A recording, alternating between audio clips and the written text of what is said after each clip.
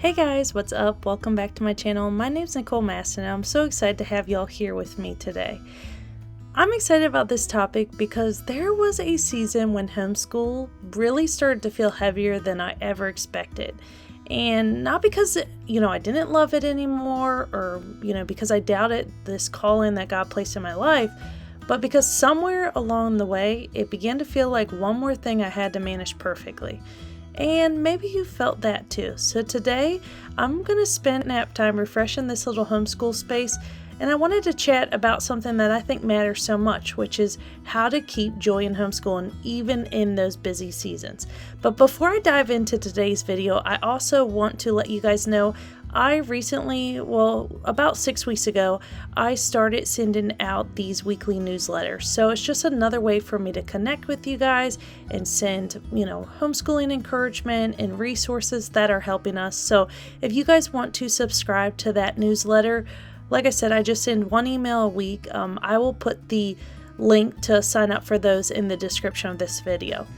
But I want to chat about this today because I really do want to encourage other moms and help you guys find that joy in homeschooling again, because I have been in the trenches and I have felt, burnt out and overwhelmed and honestly lost joy in our homeschooling days. And so I want to help encourage you guys because homeschooling is such a beautiful thing. It also can be overwhelming if we're not careful. I just feel like it's easy to kind of slip into this mindset where we're constantly chasing that next thing, whether it's, trying to keep up, or maybe you're measuring, yourself against what you're seeing others do. Trust me, I know, because I've been in that comparison trap, so much. But I've learned that like a joyful homeschool usually isn't just the result of doing more. It's often honestly the result of doing less. Something I have learned tremendously is when I'm simplifying and just kind of creating these rhythms that serve our family well, it really does leave a lot more room for the delight in our days. For our family, I feel like one of the biggest ways we've protected that joy is just by embracing a year-round homeschooling approach. So I don't try to cram everything into a traditional school calendar. I did that at first. Our state requires 180 days, and I did that when my daughter was in kindergarten. And hey, we were having doctor's appointments. I ended up, shortly after starting homeschool with her, we welcomed our son into the world, and I realized that I was playing a lot more catch up. So kind of having that flexibility. And also too, another thing I realized was during the holidays, I wanted to do more fun things and, just during, the month of December, I wanted to take a step back and practice Advent. And those are just examples. But all that to say, I have found that by doing, spreading our learning throughout the year, it's just allowed our days to just feel lighter and so much more manageable, especially now as a homeschooling mama of 4. That flexibility has truly been such a gift, and it means that we can slow down when we need to, and we can take breaks without, sounding the panic alarm. And truly, I just enjoy the process so much more instead of just constantly racing and looking at the finish line. We also follow a simple rhythm of 6 weeks on and 1 week off. So I have another video where I chat more about our Sabbath schedule, but those regular breaks really just give us a chance to rest, reset, and come back refreshed. And I've also found that building rest into our homeschool before we desperately need it makes such a big difference. So we use those weeks off to just kind of catch up on house projects. I'll schedule, chiropractor appointments and, just different things like that. And, we look forward to that week off. We also will schedule trips around those times, or maybe family coming to visit. So I truly do try to honor that, our 6 weeks on as intentional school time. And then that 1 week off, gives us that rest and freedom to, do whatever. And then during the summer, we keep things intentionally light. We still learn, but in a way that feels natural and enjoyable. I'll actually be coming out with a video shortly with, our homeschool plans for summer. And I have mine up from last year if you guys want to check that out while you're waiting. But, we do more just kind of natural and enjoyable things. I feel like we do lots of reading, we do a ton of outdoor time, hands-on projects, and then we always do like a butterfly unit to kick off summer. And then I just try to do more like interest-led learning. Some of our best learning honestly happens when we're just simply living life together. And then another favorite part of our rhythm is our Fun Fridays. And I actually started this years and years ago. I feel like we've been doing this now. We've been doing this for a while. My son, like, I'm picturing back to when he was a toddler when I started this, because we would do our Fun Fridays and we would do sensory bins and just kind of have themes around those Fridays. So just having one day each week set aside for that, delight-directed learning, honestly has been such a sweet way to keep homeschooling just from feeling repetitive. We do follow a curriculum, so on Fridays, that is our day to catch up if we missed anything. But if my kids have gotten all their work done, then maybe I'll schedule a field trip, or we do baking together, maybe a nature study, we do hands-on projects, and it just honestly, that time reminds me so much that learning can and should be enjoyable. We actually recently picked up another elective from The Good and the Beautiful, so they came out with 3 new electives, and we're doing the cooking one. And so I'm thinking I'm going to start incorporating that on Fridays just to kind of give my kids that freedom to help in the kitchen.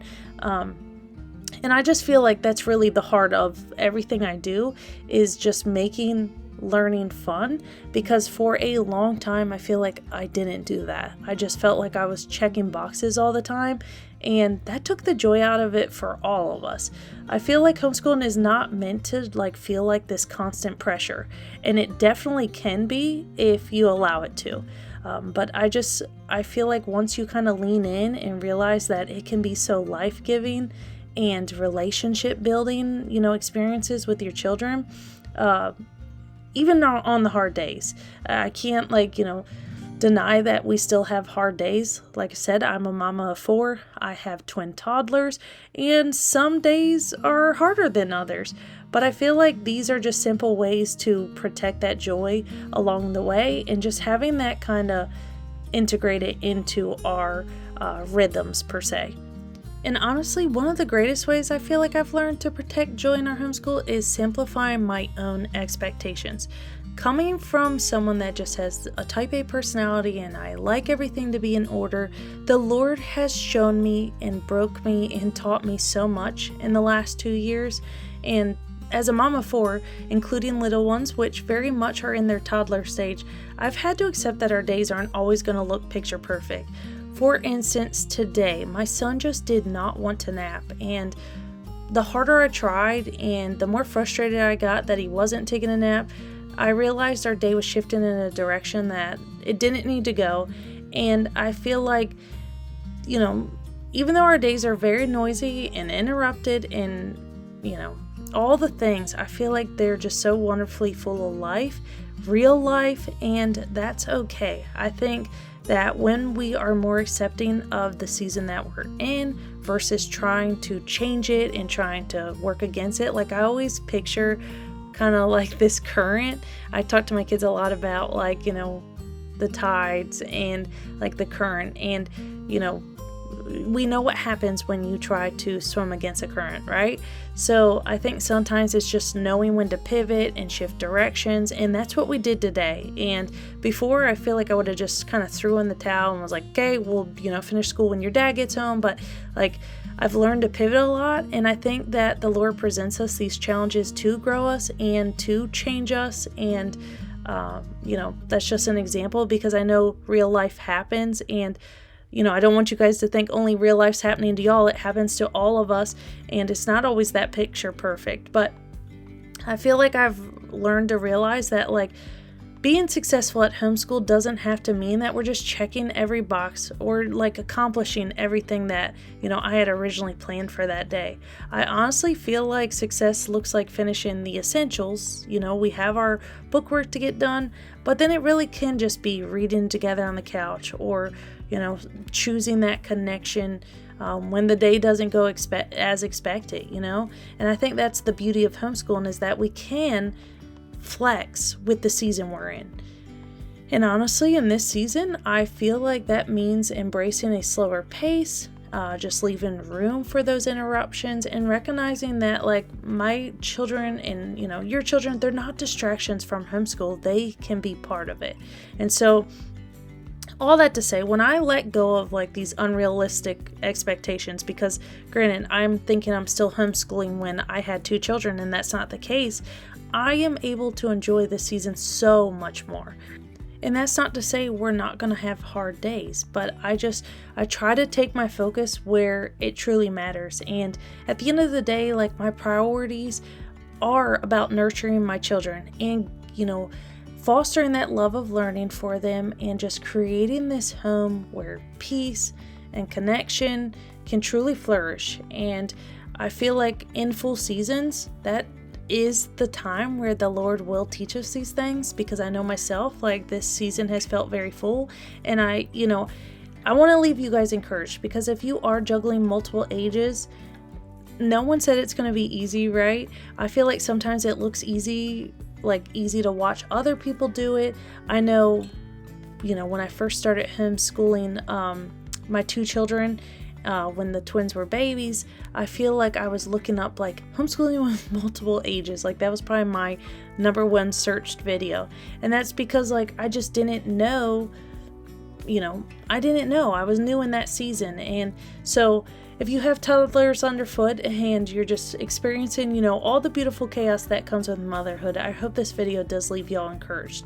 At the end of the day, you don't need this perfect plan to create a meaningful homeschool.